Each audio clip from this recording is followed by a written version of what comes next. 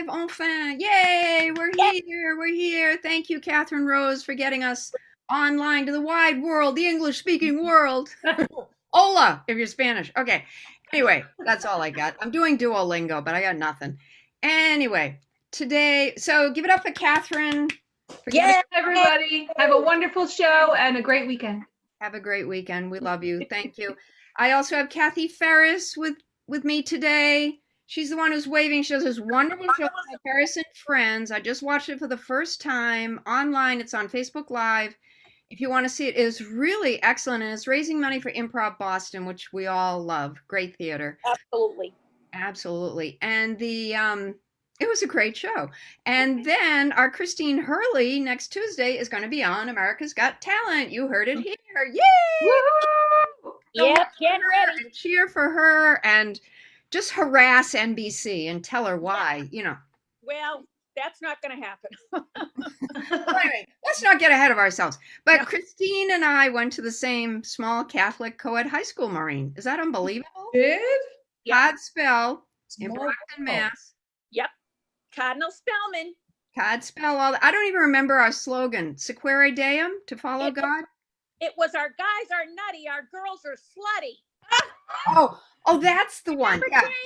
Yeah, I'm sorry, I got that mixed up. Yeah. Did you have a blazer? Did you guys have blazers like that? Oh, definitely. Yes. Oh yeah. No, that's part of the reason I don't care about clothes. We had the green blazer and the plaid skirt.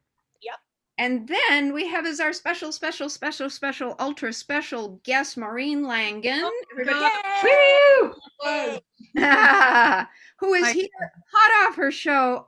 I love her show. It's called Hanging for Langan. I was lucky enough to be on Wednesday. She was interviewing. Hanging with. Hanging with. With Langan. Hanging with. I didn't say hanging with. You said hanging for Langan. I think that's what it said. Oh, okay. Hanging with. Hanging with Langan. And anyway, but she was interviewing, was it Boris today from Russia, from St. Petersburg? Igor. Really? It isn't Boris, Igor, Vladimir. God, what's a word for when you're prejudiced for Russians? Russist? Oh, God. You're a Russist. Igor Mirsin, a stand-up comic from Russia who I've been on festivals with, who just started doing comedy, 15 years ago, but in English in the last 5 years, and he's killing it. He's doing Wow. He's doing it in English. I was performing with him, of all places, Montreux, Switzerland. You gals just enter festivals and see if you get in. Like you may not get paid a lot, like $500, but they're going to fly you and put you up. But you can travel. Switzerland, South Africa. I mean, so I met him. He's done the Edinburgh Fringe. He's done Montreux, Switzerland, and Johannesburg, which I've done. So you meet so many international people, and it's just so cool to. And so he came on from St. Petersburg, Russia today. Wow. Sorry? Wow. Is that amazing? It's just so amazing. And they're all on my Hanging with Langan Facebook page. It's a group. So you can see all these great, I've had people on from Rome and Paris and the UK and, Scotland, the UK, Scotland is UK, but and England. So it's all on Hanging with Langan, but these people are it's just so cool and it's not all international comics, but a lot of them, of course, are New York, LA, all over the country too. That's it. But she does it Monday through Friday, 3:00. It's really worth it. Love it. And one of my favorites. Is he doing comedy there right now? Is he doing comedy like live, or like is he in the same situation we're in? Oh, he's in the same situation we're in, but there were no comedy clubs when he came. He's not an old fellow. I mean, I don't know, maybe he's 40, 45, I don't know, but there were no clubs. He had to just go to do bars and we've all done those bar gigs, but in Russia, now he says the new generation, there's clubs, there's one in St. Petersburg and obviously I think one in Moscow, but he has a good agent now and who's Eddie Izzard's agent in oh my really? Yeah. Oh, who loves Eddie Izzard? Right.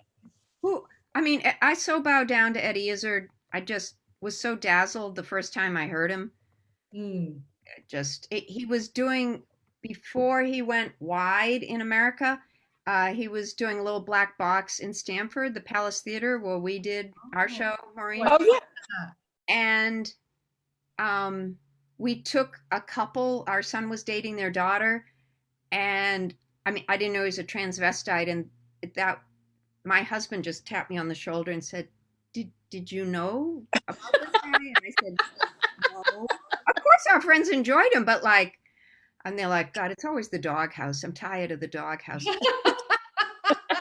Poor Have Jane. you bring your But friends? then he ended up being so huge, and he's so brilliant. I don't care what he He is wears. brilliant. When he does all that history, boom, boom, boom, boom, and like Igor, he can do his act in French and I believe German.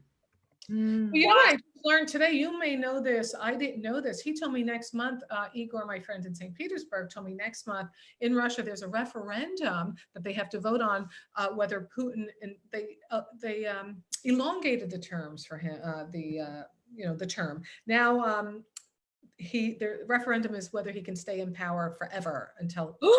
You got to be kidding me. No, I didn't know that. And he said, it's going to happen. He goes, basically they just want to know your feelings and find out, yes or no. But you say no, it's like, well, that's good. We're sorry you feel that way. Wow. I feel lucky that about 3 Junes ago we went to Russia. It wasn't Tahiti, but I went for educational reasons because I just thought, you're trying to connect the dots. The great literature. What I love is they have statues to poets, and they really revere their arts. Did you get to St. Petersburg at all? Yeah. We only did Moscow and St. Petersburg and a river in between. They keep you a little restricted. Well, I will tell you, Moscow? I've been wanting to bring this up for some time now since we started this. My daughter is seriously dating a Russian. She's 21. They've been dating for 4 years, and it's going to be interesting if this stays going on. Like last week, and I'm not kidding, he killed a rooster in the backyard, and then they cooked it for dinner. Oh, she lives there? They have an industrial revolution? He lives with his parents, and she has an apartment, and she came home and told us this, and I'm like, are you okay with this? Oh my God. He lives where? Where does she live? We live in Massachusetts, in Boston. Oh, and he lives in Russia. No, he did live in Russia. They all came over. He came over when he was 3. Oh, And his parents came over then as well. Lovely, lovely people, but very different. When they went on a college tour, she brought them to UMass. And on the route, they stopped along the highway to pick wild mushrooms. Ooh, they're fun. Yeah. Well, unbeknownst to her, because they were just sitting there and she had like the knife and the bag and the whole deal going on. So it's an experience. It's an experience. Well, think of all the great literature they've given the world. I got to say, they weren't the happiest people I've ever met. And the other thing was that I just found interesting was like, we loved Gorbachev. They hate Gorbachev. What I did like, another thing was they had these cemeteries and they'd have poets and surgeons and politicians all, in the same place. The food needs a little work. Oh, I've heard that. Well, they should learn to cook rooster. but don't they put dead people of all types in cemeteries, Jane?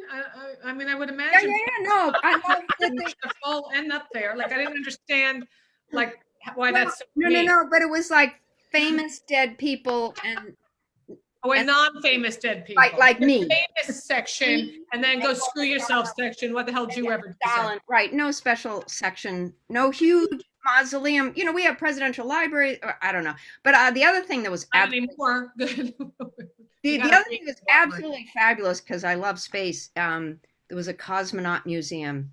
Do you know Sputnik really wasn't that big? The thing that put fear in our hearts, if you're old enough, and got us off our rear ends in math and science, which is great.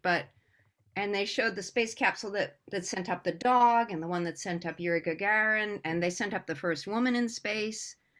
Was it to get rid of her? Yeah. They also make a soup that the fish head is just right in it.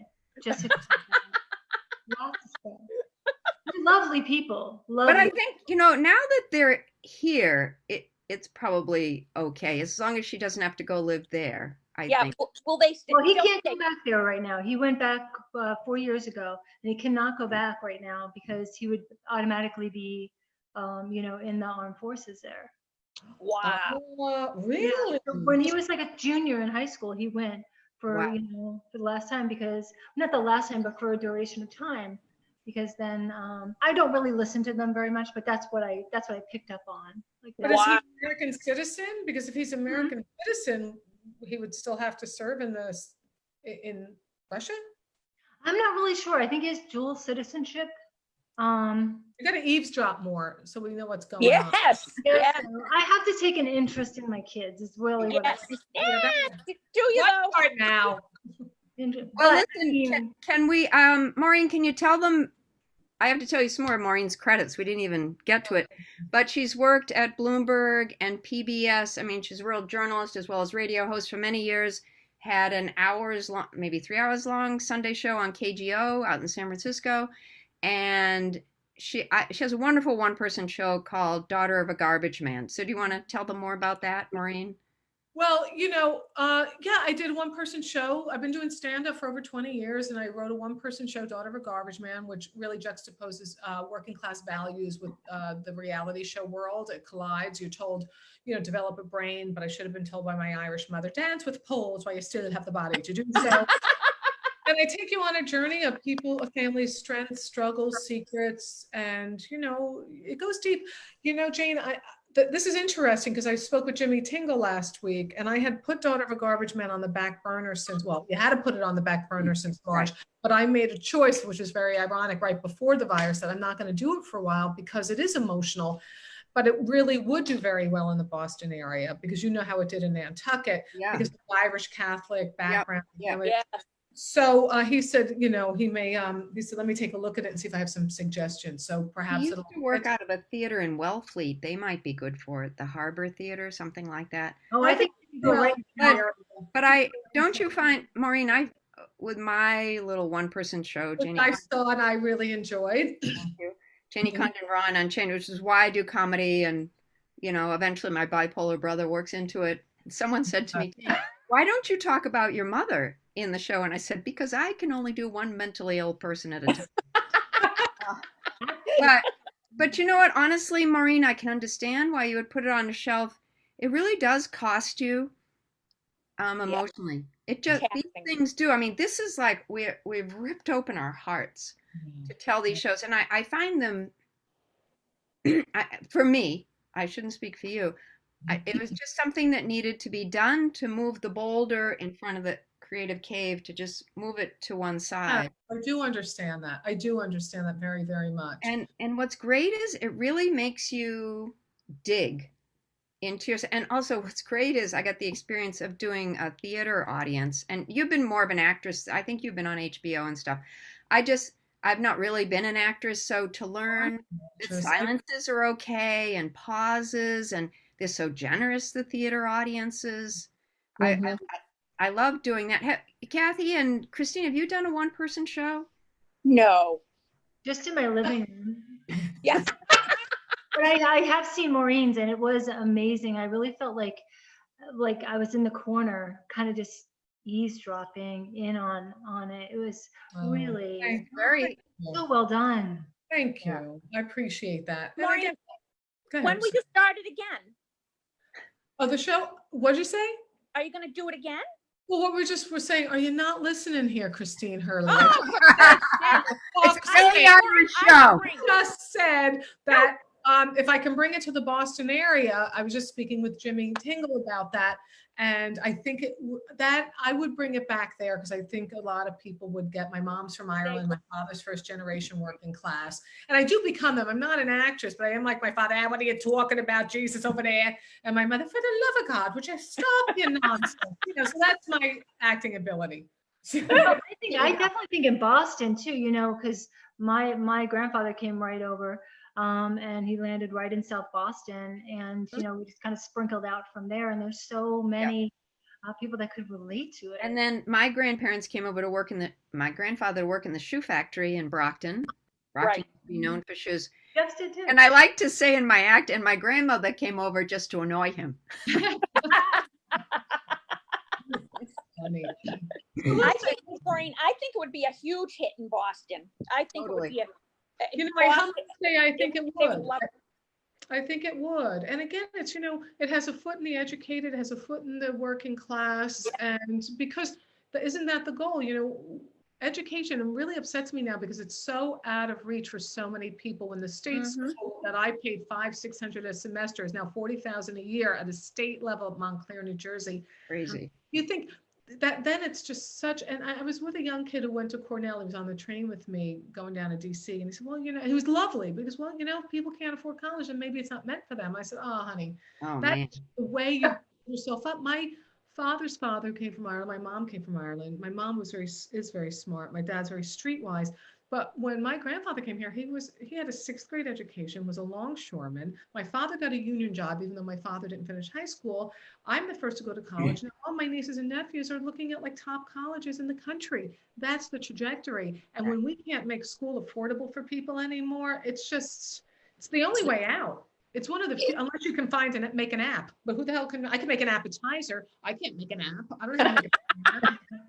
You know? Like it's so expensive too, and they're at this age where like they're not really sure what they want to do. So there's this big pressure about putting all this money into something that what if you change your mind? Yeah. And you're already sunk in thousands of dollars that you could probably put a down payment on a house on. I remember when I went to college, it was about 5,000 a year, and you could earn 1,000 in the summer. Yeah. You know, so you're part of the way there. And I got half scholarship. Wow. You know, Wow.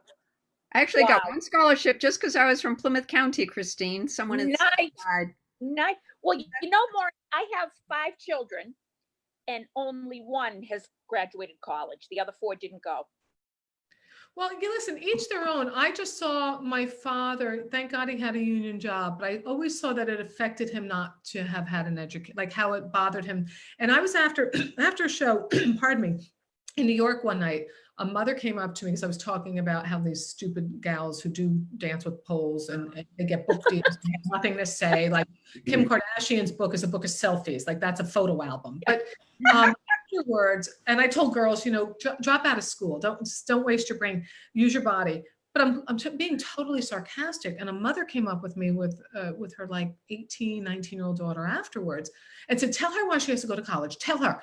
And with the mother there, I said, hey, that's not my place to tell your daughter what to do. And the gal had the rings and the tattoos. And I said, and then the mother said, well, I'll let you talk one-on-one with her, and left. And I said, what do you want to do? And she said, well, I'm not really sure. And I said, all right, here's the only thing I'm going to say to you. And then you take it from there. And I wasn't being funny, I was being serious. I go, without an education, you have possibilities. With an education, you have more possibilities. So you may want to go for something and they'll look at your resume and go, well, you don't have an education. So they'll say, fuck you. But you have your education, you go on an interview and you don't like it, you can go, fuck you. So which fuck you do you want to be on? That's all I'm going to say to you. And I said it sincerely. Am I allowed to curse on your show? I'm sorry. I mean, sure. Oh no, we don't curse on that show. Oh no, we're very clean. Nemine Patris Ophelia Spiritus. Oh no, it's fine. That was my point. Which side of that option do you want to be on? And that's really, you know. That's perfect. Just that it gives you more options. That's all. And I don't look down on anybody at all. For me, it really mattered. That's just, you know, and for my family, it mattered. So that's there. That's what we got. Well, one thing I wanted to ask everybody is, what did you want to be when you were growing up? Kathy? Oh, I'm going first. Originally I wanted to go to clown college. I don't know. I didn't do that. You set a goal and you go for it. I wanted to be an Why artist. is it serious? Because you may have wanted that. For a minute, I think, just for attention. But I was going to be an artist. I actually went to school. I had a portfolio and all of that. Then I went to graphic design, and I made some really nice birthday invitations for my kids with that. So, Hysterical. Maureen, what did you want to be when you were growing up? A broadcast journalist. Wow. You figured it out right away. Wow. Yeah, my aunt said to me that when I was young, I used to say I wanted to be Jessica Savage. Is that Savage? Yeah. And but I mean, I guess it without, you know, getting drunk and driving into a river. But you know, mine is that. I forgot that. I can't believe you know that. Huh? I can't believe you know that, Maureen. Maureen is very smart. She knows a lot of things. Well, I am smart. I'm not gonna say I'm not, but there's so much to know. So, you know, you only know what you know, but it doesn't get you anywhere. So the thing is, because I don't like when women say they're not smart. You know what I mean? Like, Oh or yeah. men Oh yeah. themselves, Yeah. that bothers me. And your wit to me is the that's, but I also was torn. Years ago, Regis Philbin, I guess he was hosting an event. So I went up to him and I said, he was on live with Regis and Kathy Lee at the time, but this was some event out somewhere. And I was out of college. I said, I'm just torn. I really love journalism, but I didn't like blood and guts newsrooms. I Right. can't do dead baby stories. I can't. Right. And I was working doing documentaries for PBS. And then I said, but I love, and I was taking stand-up classes at the new school. And I said, I'm just so torn. And the next day on the show, he's like, she comes up to me. I want to be this. I want to be that. I don't know. What are you going to do? And he's like, what's her name? Maureen Langan. And he did it on the show the next day. That was Oh my. That's pretty awesome. yeah. That's So amazing. do both, right? In a way, talk show. Yeah. I love that you knew. How lucky were you to I guess, but that was like a loss. So that's the whole thing too. This is, I'm talking too much, you guys, but no, we like to listen. you know what it is too. I think, and this is going to sound like a violin. It's not, but I think because I didn't know how to navigate the roads being the first to go to college. I didn't know, like I would come back after the summer at Montclair and a guy, Jim Sexton, I knew, did an internship at CBS, but I didn't know how to do that. I thought that was for him because he came from a family that had a few pennies. And I didn't know how to apply for those things. And then when I got out of college, I didn't want to go 9 to 5 somewhere. And I didn't know how to navigate. So it's really been going through the forest, kind of knocking down the trees as you went. So I didn't have that. Hey, let me show you. A lot of people don't have that. I'm not playing a violin. I'm just saying, who knew how to do it? And then when Bloomberg called me, I remember I was freelancing at the Nightly Business Report, boring. And I was just being a schlep. They were using me when they needed me. Time code tapes. They said, can you call this guy Mike Bloomberg? He just bought a radio station in New York. And he wasn't the big Mike Bloomberg yet. No. So I call and I go, hi, this is Maureen Langan from the Nightly Business Report. Would you be available for an interview? And he goes, well, normally I would. I just bought this radio station. Things are, just taking off. I got to get this going. And I said, oh, do you need any reporters? And he goes, sure, come down and meet my program director. And then he comes in and he comes into the meeting. And there's nobody. I was one of the first 5 people hired. And he goes, what's your father? Because what does your father do? I go, he's a New York City sanitation worker. Because work, hire her. Love it. I love it. And I sat next to him for most of my 7 years there, right next to him. Hey, Langan. Yeah. You're funny. You want to create your own beat? You're funny. Wow. Wow. Christine, what did you want to be growing up? I wanted to be a teacher. Oh. Yep. I wanted to be a teacher, but then I met Jimmy and, Jimmy. that was it. Early. Oh, no. Well, you have 5 kids, so you ended up being a teacher in that way. I kind of did. Yeah, I kind of did. And stand-up is teaching. Yeah, I wanted to teach, but you know what? But I was too lazy. I didn't want to put any effort into it. So I kind of just, I got, I had a shotgun wedding and it's worked out. How long have you been doing comedy? Can I just ask? Oh, yeah. How long, honey? Right. Yes, all face. God, 15 years. Oh, good for you. Good for you. No, she did Comics Come Home with Dennis Leary in TD Garden, which is like our Boston Garden. It's like Madison Square Garden in Boston. She got a standing ovation from 17,000 people. She's not bad. I mean, she's really fucking amazing. Yeah.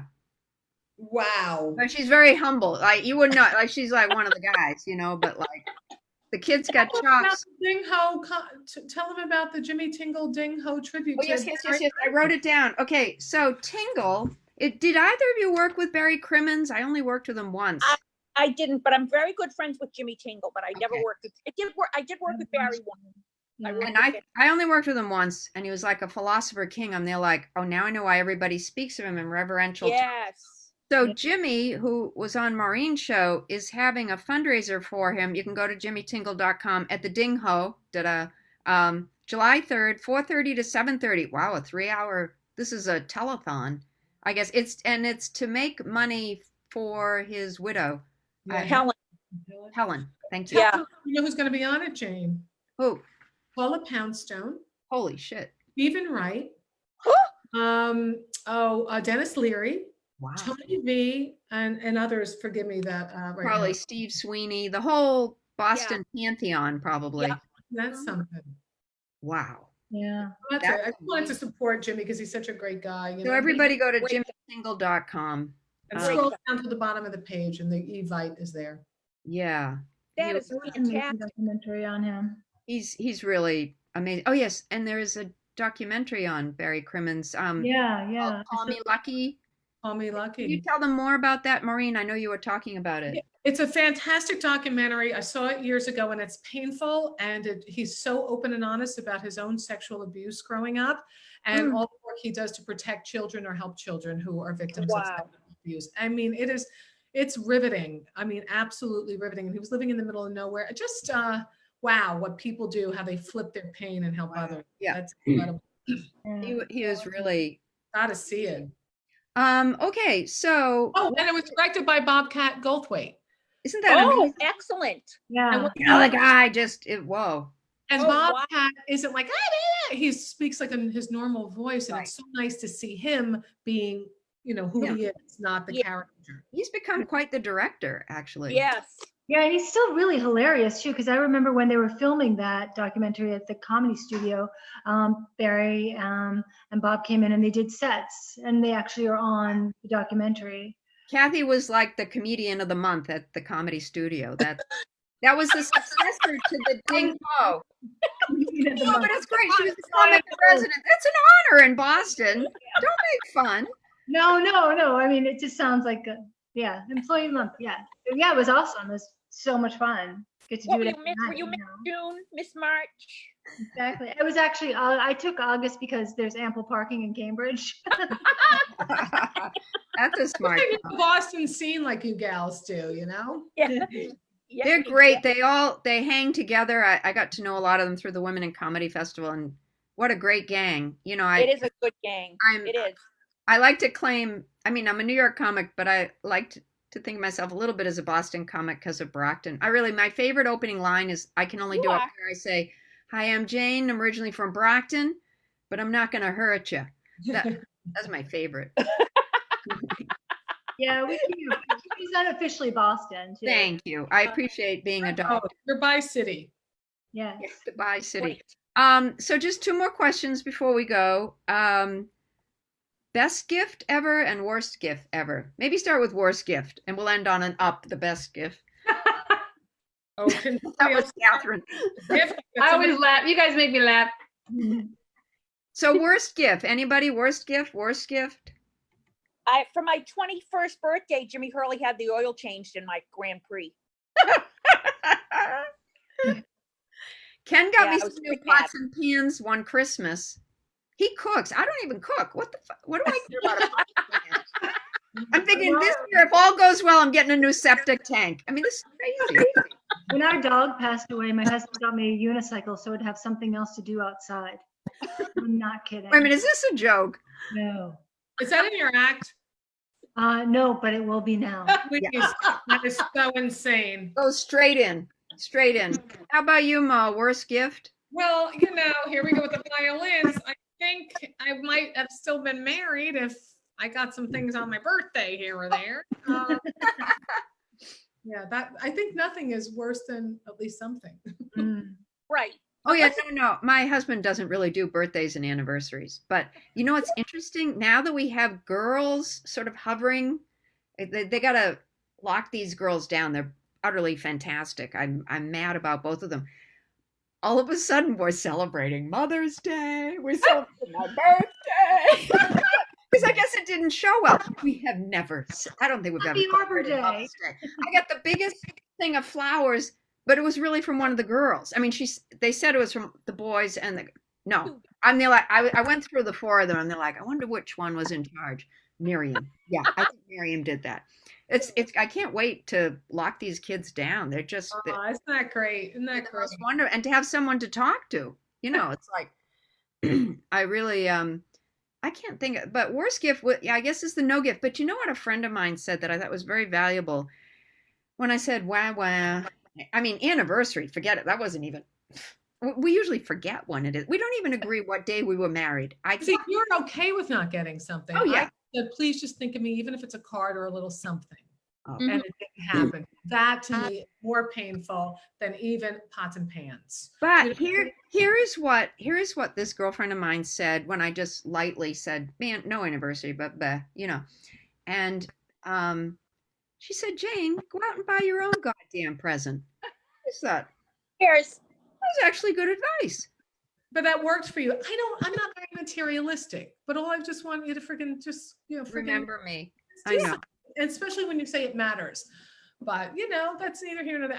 When people give you gifts, they're thinking of you. So I don't think there's really a bad one when they think I of you. agree. I like it. Yeah. Okay, so best gift. Anybody want to do best gift? And then we'll let it go. I have a great best gift. Okay. Well, should you close or Okay, I'll close with my best gift. you I close. don't, nothing. My strategy always is to make it last the entire day, like Mother's Day, when they say, what do you want for Mother's Day? And I'll say, I just want my favorite dinner, which is stuffed peppers, and to be left the hell alone. On your unicycle. Leave me alone on my unicycle with my stuffed peppers. Right? One of my favorite Mother's Day, Cathy and I did a show together. Mhm. And it poured rain to get up there. Dedham, I believe it was Yeah, what the very Holiday elite, Inn like a Express. Holiday Inn Express. I can't remember. Oh, And fine, it's a state. It was great. Open bar. Okay, not that I remember. Don't drink. And I don't drink, but I'm happy for other people. It makes them happy. So I'm a little other oriented like the Japanese. But anyway, we went out into my car afterwards. We didn't really know each other that well. I think we talked for 2 hours. I still had a 3-hour drive back to Massachusetts. And that was really, I think, my happiest Mother's Day was just, Maureen, you and I can talk. Like we just, Where was this? actors and comedians can just talk and talk and talk and talk and talk about comedy. And where were you guys performing? It was at the Holiday Inn. It was like a Ha Mama show. It Yeah. was What town were you? Mother's Day. Boston area? Dedham? Was it Dedham? Yeah, It was it was like Dedham. Route 128. Okay, you lost me at Denham and Route 128. Oh, how Okay. nice though. That's Right good. off the intersection. It was really convenient. Yeah. And it was a lovely parking lot. It was pouring down rain. Nothing else to do. There were a lot of good people It on the wasn't show. an open bar, it was a cash bar, but it's still good. Well, it looked open. If you don't buy anything, you don't know it's a cash bar. I apologize. I got that wrong. When you don't drink, you think it's an open bar. That's funny. It looked Jane, that's funny.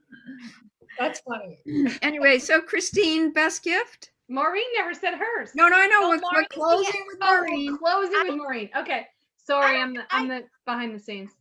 Oh, or Catherine, you can jump in if you had a best gift. Oh, good. No, Christine, go. Okay. no, I got nothing. Your best gift is that Jimmy Hurley is recovering after his That's bypass. Yes, yes. Um, That's my best gift. That's right. That he's This still guy here. is a prince, Maureen. Like ever since I've known Christine, I see Jimmy Hurley, firefighter in Randolph. And this guy, he's always there. And That's a gift. he's like having a built-in manager. I don't know. You're real partners. Yeah, Wonderful. That's we're wonderful. lucky. Yeah. We're lucky. And he's big hanging. Is he doing okay? 5 kids, honey. A shotgun wedding. I get it. Good for you. You got to lock them down, Maureen, right? Okay. So we're going to end with Maureen's best gift ever. Well, it's similar to Christine's. So when I got unmarried, and I was a good guy. He was a good guy. Jane knows him. He wasn't a bad guy. I just fell off the radar a lot. I felt like I wasn't on the radar, even though I know he did the best he could. So when I got unmarried and I disappeared, remember I disappeared for a while. I was heading over to Scotland to work for the holidays because I just didn't want to be, the holidays. You're unmarried. Yeah. You're like, oh, I can't. I don't want to deal. I don't want I don't want any of that. So I took gigs in Scotland, and I had just had been friendly with a fellow. I called him the Sicilian, friends. And he said, what are you doing for the holidays? And I said, I'm going to Scotland. He goes, with whom? And I said, just me. And I was fine with this. Like I like my independence. I'm very good. I'd rather be alone than which I was. So which I were. So he goes, yeah, I'm gonna come and meet you. And he came over. and he spent the holidays with me in Scotland with no expectations, just to be there for me. And I think that's the best gift ever. And Oh, Maureen. now we're together. And that's a Oh, prince. that's Oh, great. We're together and we have a great partnership, and yeah. So yay. That's wonderful. Yay. that is Wonderful. the best gift. Well, that's the best gift. You know, To me, It is. there's a longevity study and happiness study, and it says the single most important thing that this study's been going on since 1936 is relationships. Mhm. It's Mm. it's Oh, so I believe that. get it right, you know, or right for a while. My Aunt Rose had the happiest marriage ever. She was married for 16 years. She had dumped him in college because he couldn't dance. Oh, that was a good metric. She was married for 16 or 60. 16. Oh, okay. Um, That's what not happened is she dumped him, Yeah. and it she's like my second mother. She was really amazing. She put my dad through Notre Dame Law School, my Aunt Madeline through nursing school. My Uncle Bill was dyslexic but worked at the Boston Globe. So, and she lived with my grandmother. And then the guy came back years later after his first wife died, swept her oh, off her feet. She's our Cinderella story. And oh. she was 59. And she wasn't sure she wanted to leave grandma alone. We're all there like pushing her out the door. And they're like, this is your chance for happiness, Aunt Rose. You who have taken care of so many. And so, anyway, Aunt Rose was a great gift to me, but my mother was a great gift. Anyway, I've had many gifts in my life, including all of you guys.